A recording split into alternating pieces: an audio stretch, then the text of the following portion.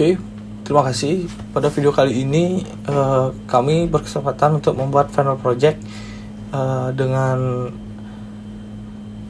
project perancangan aplikasi manajemen perusahaan pembelian emas berbasis website. Adapun anggota dari kelompok kami yang pertama adalah Oscar Mahakasi dengan 3 digit NIM terakhir 007. Selanjutnya ada Teddy Dharma Wijaya dengan 3 digit NIM terakhir yaitu 077, dan saya sendiri Igede Ngurah Arya Putra dengan NIM terakhir 119. Adapun penjelasan dari proyek kami, di proyek kami itu perancangan aplikasi manajemen perusahaan pembelian emas berbasis website. Jadi proyek ini adalah proyek yang bertujuan untuk merancang dan mengembangkan aplikasi berbasis website yang memungkinkan perusahaan pembelian emas untuk mengelola dan mengelola transaksi pembelian emas secara efisien. Jadi terdapat fitur dan fungsi dari proyek kami. Yang pertama itu adalah manajemen pelanggan, yang dimana aplikasi ini akan memungkinkan perusahaan untuk mengelola informasi pelanggan, termasuk seperti detail keuangan, terus kontak, riwayat pembelian, profil, dan segala macamnya. Selanjutnya terdapat fitur yang kedua dan fungsi, yaitu manajemen stok emas. Jadi di dalam aplikasi ini juga memungkinkan untuk perusahaan untuk melacak dan mengelola stok daripada emas yang dimiliki. Selanjutnya terdapat fitur transaksi pembelian, yaitu aplikasi ini akan memiliki fitur untuk memasukkan dan mengelola transaksi pembelian emas dari pelanggan. Selanjutnya terdapat peran dan analisis, lalu ada keamanan data, lalu antarmuka pengguna yang ramah. Selanjutnya adalah integrasi dengan sistem eksternal. Jadi integrasi dengan sistem eksternal ini, jika diperlukan, aplikasi ini dapat diintegrasikan dengan sistem eksternal lainnya seperti sistem pembayaran atau sistem manajemen keuangan perusahaan, atau memperluas fungsionalitas yang lainnya seperti itu. Selanjutnya untuk manfaat dari project kami akan dijelaskan oleh Teddy. Oke, baik. Perkenalkan, nama saya Putu Teddy Dharma Wijaya dengan NIM 077. Di sini saya akan menjelaskan mengenai manfaat dari proyek yang sudah kelompok kami buat. Jadi yang pertama itu adalah meningkatkan kecepatan dan akurasi dalam proses pembelian emas, sehingga menghemat waktu dan upaya bagi staf perusahaan. Yang kedua itu adalah memperbaiki pengawasan dan pengendalian persediaan emas, termasuk pemantauan stok, pergerakan, dan nilai emas yang tersedia. Yang ketiga itu adalah meningkatkan kepuasan pelanggan melalui pelayanan yang lebih baik, penanganan transaksi yang cepat, dan kemampuan untuk menyimpan riwayat pembelian pelanggan. Yang ketiga itu adalah memungkinkan analisis bisnis yang lebih baik melalui laporan yang terstruktur dan analisis data, sehingga membantu perusahaan dalam mengambil keputusan yang lebih baik dalam strategi pemasaran, perencanaan persediaan, dan pengembangan bisnis. Yang terakhir itu adalah mengenai meningkatkan keamanan data pelanggan dan informasi bisnis sensitif melalui penggunaan fitur keamanan yang tepat dalam aplikasi. Oke, selanjutnya adalah demo program. Jadi untuk demo program sendiri, saya akan menampilkan sedikit mengenai tampilan dari login page itu sendiri. Jadi kalau kita lihat, ini adalah bagian dari login page-nya sendiri, di mana kita sudah memiliki yang pertama username dan juga password, dan kita bisa melakukan login di sini. Dan ini adalah tampilan dari dashboard project yang sudah kita bangun. Untuk penjelasan lebih lanjut mengenai demo project akan dijelaskan oleh teman saya, Oscar Mahakasi dengan NIM 007. Terima kasih.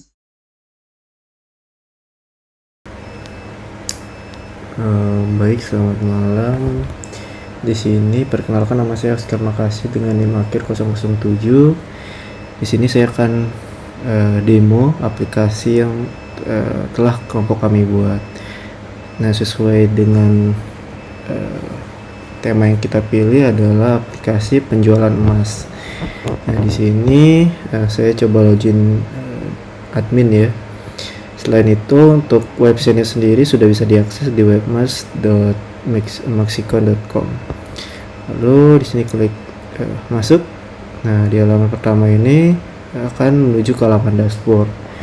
Di halaman dashboard di sini ada summary penjualan, pembelian, pemesanan, pelunasan, summary tukar tambah atau tukar kurang. Selain itu di sini juga ada filter tanggal ya. Jadi ketika di filter maka sesuai dengan tanggal yang dipilih. Oke. Pada aplikasi ini kita ada beberapa menu order. Yang pertama ada penjualan, lalu pembelian, pelunasan, pemesanan, tukar tambah, tukar kurang. Untuk penjualan artinya barang yang dijual ke customer.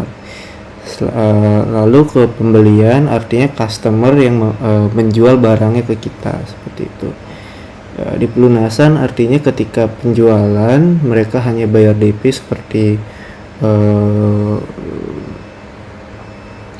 misalkan mereka itu custom bentuk emas, jadi mereka itu DP di penjualan dulu, lalu ketika emasnya sudah jadi maka ke menu pelunasan seperti itu. Jadi dari penjualan yang belum semuanya dibayar itu bisa dilunasi di menu pelunasan.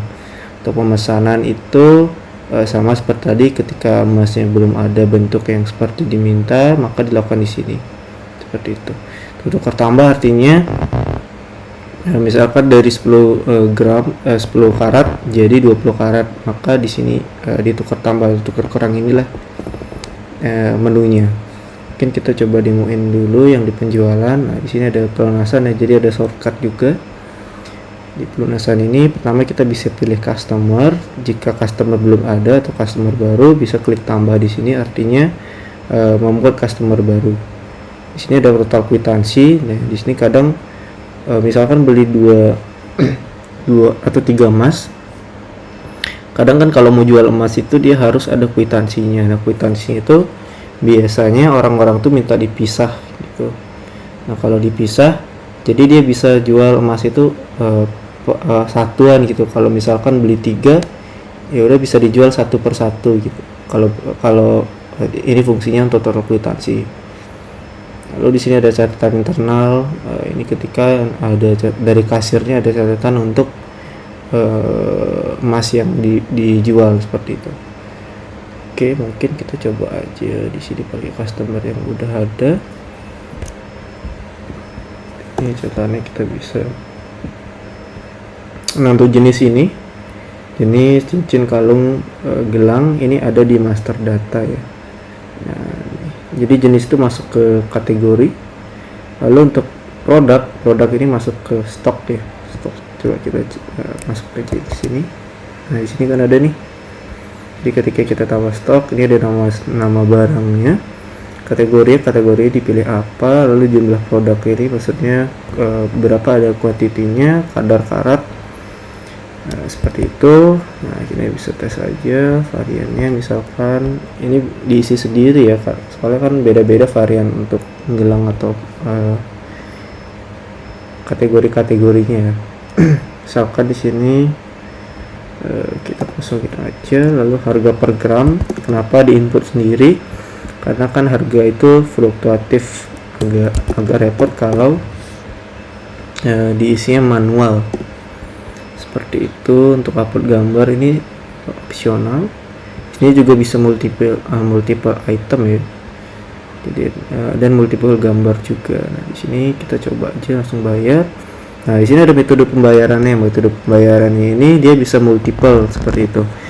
Jadi kalau single artinya dia cuma bisa satu metode pembayaran, tapi kan ada customer itu yang maunya bayar yang multi gitu. Jadi split bill. Jadi kalau misalkan dia bayar cash setengahnya, lalu sisanya itu bayar debit kayak gitu. Nah, di sini kita contohin aja, misalkan bayar cash itu 70.000. Oke.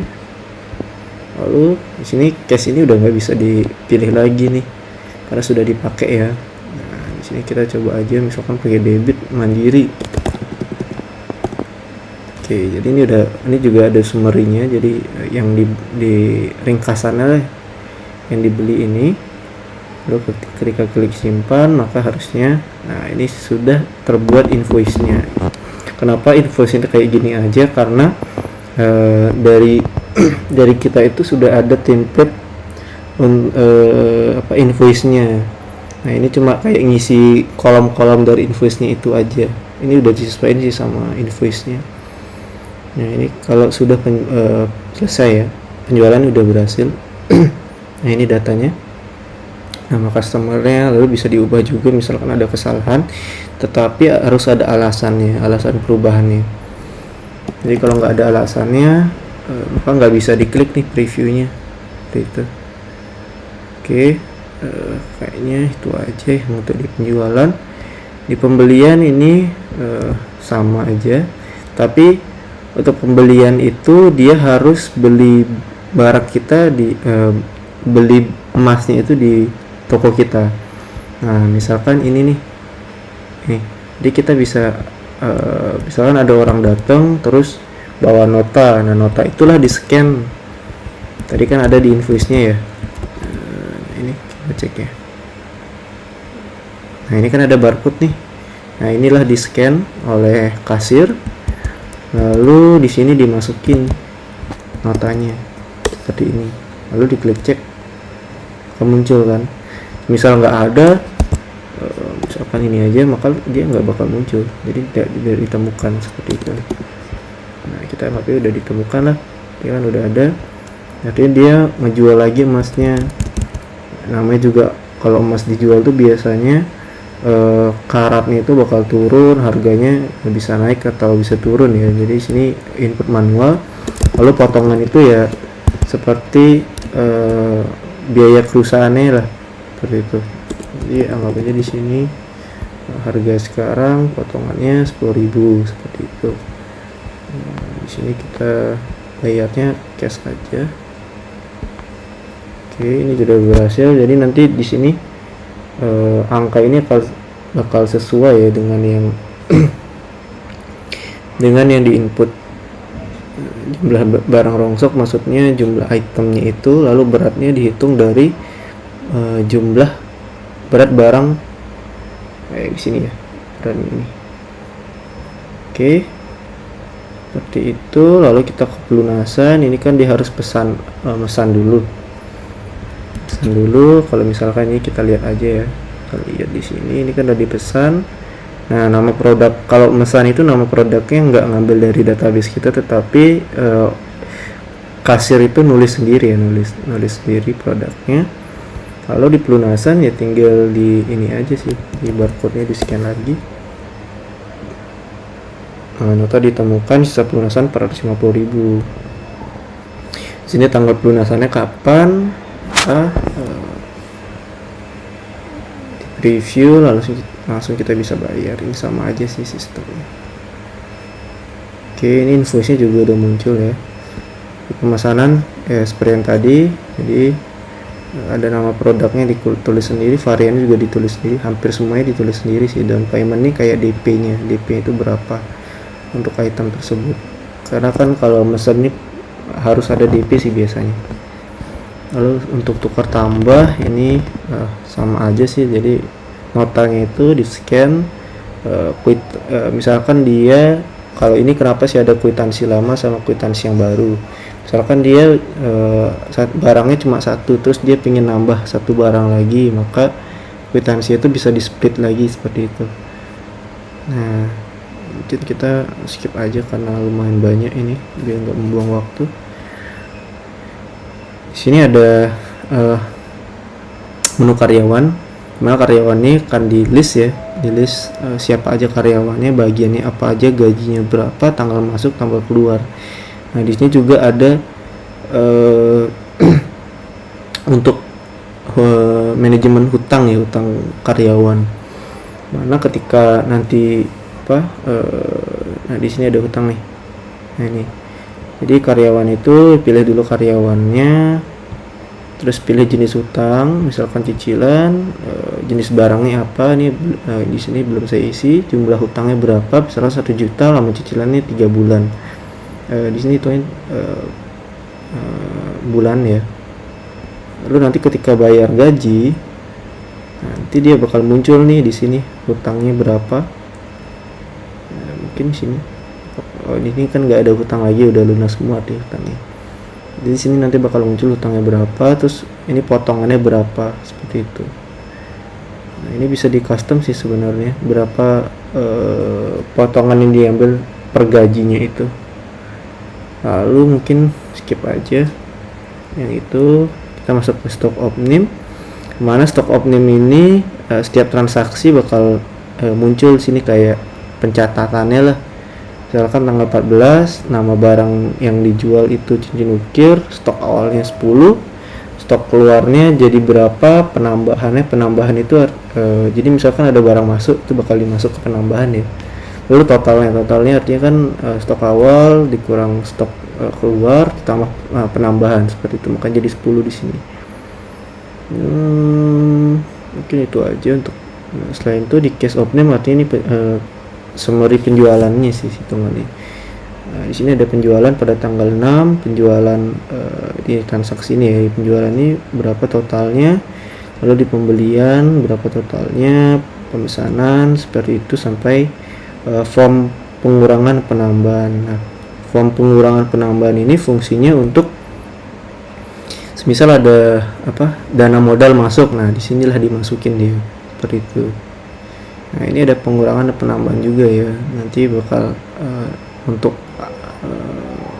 manajemen ini aja sih, manajemen keuangannya dari toko emasnya.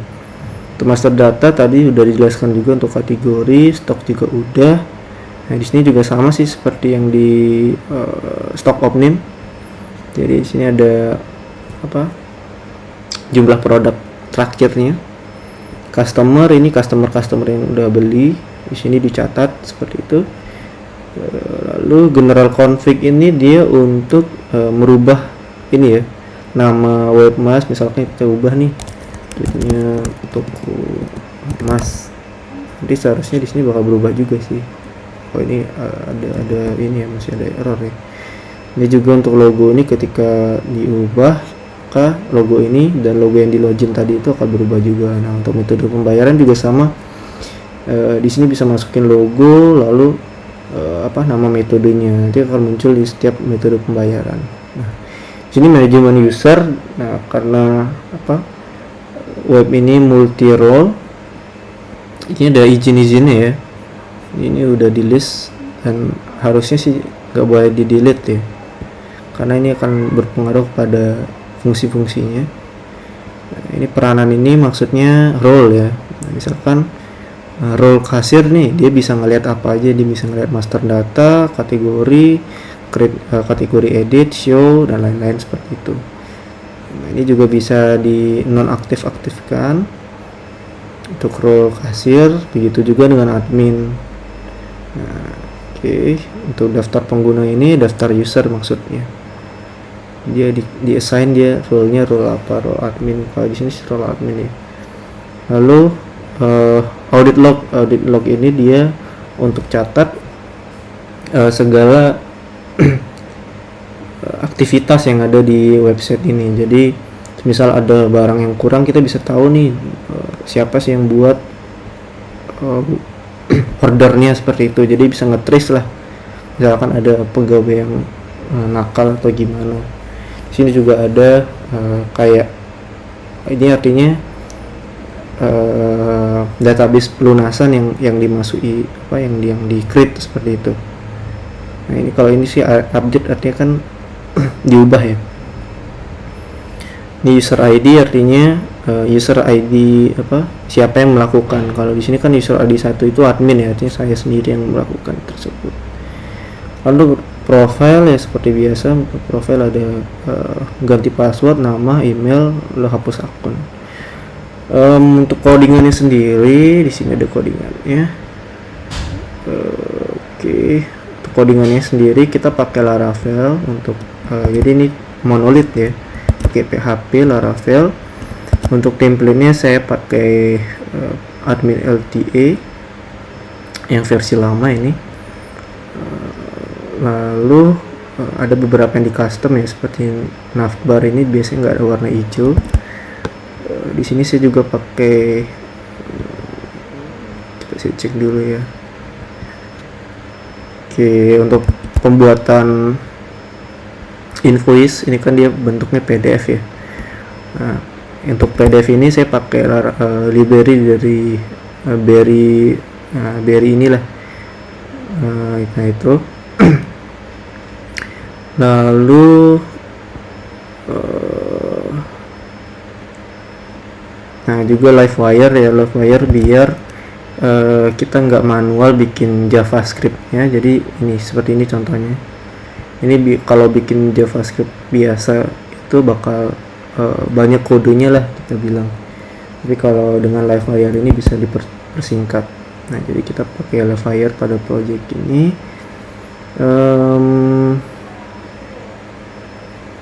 Untuk barcode kita pakai juga library-nya. Di sini ada Melon barcode untuk buat barcode di invoice ya. Lalu kayaknya sih itu aja. Untuk arsitekturnya kita pakai Laravel dan Livewire, bantuan Livewire.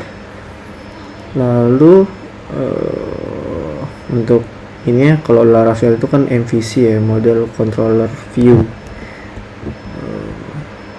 Oke, kayaknya itu aja sih penjelasannya. Kalau dari codingnya udah jelas MVC. Jadi dari root itu kan dari URL ini masuk ke controller dulu, controller ini, lalu ini bakal dibalikin view. Jadi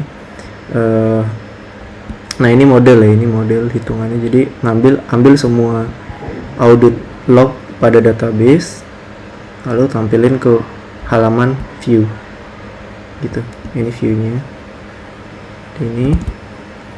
Nah ini juga sama. Jadi ini ada kayak